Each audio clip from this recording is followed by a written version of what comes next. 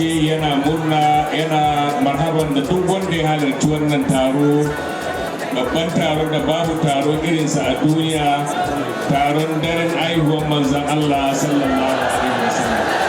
Maulana Sheikh radiyallahu ta'ala yana cewa rana ne da sama da ƙasa da mala'iku da azumi da dukkan halittar Allah suna murna da wannan rana, sai maƙiyin manzon Allah sallallahu alaihi wasallam shine baya jin daɗi. Rayuwar Mahmudu ranar zuwan Muhammadu gabun mamaki ga katan gun kisira ga tsawo ga fadi ba bukatar takare. Mai girma gwamnan jihar Bauchi wanda mataimakinsa ya wakilce shi a wannan wuri shine zai shugabanci wannan zama namu a wannan dare na program ɗinmu na farko wanda za mu yi kafin mu sallama manya mu ci gaba da tarihin manzon Allah sallallahu alaihi wasallama zuwa wayewan gari. Kai ka kawo mu kai ne za ka mai da mu domin ka kawo mu zo kun yaban ka ne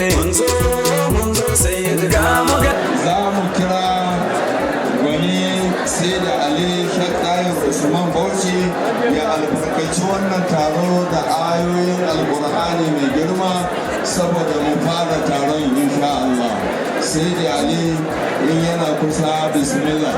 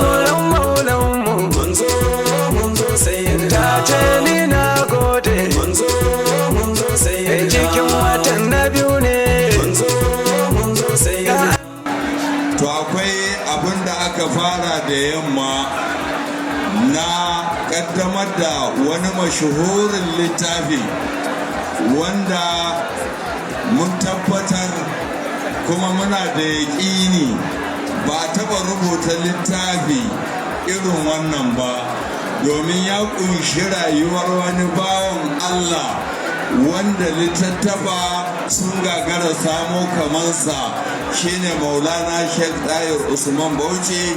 To an sami wani farfesa Khalid wanda ya killace wa'annan tarihohi na Maulana Sheikh bangare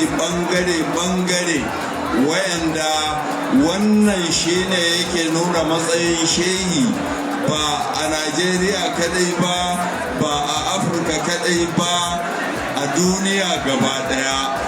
An same a cikin rubutun wannan bawan Allah ya tabbatar mana da cewa ba a taɓa samu wanda yake da 'ya'ya guda 80 da wani abu masu rai, mahaddata alƙur'ani da jikoki sama da 300 da wani abu, dukkansu mahaddata alƙur'ani.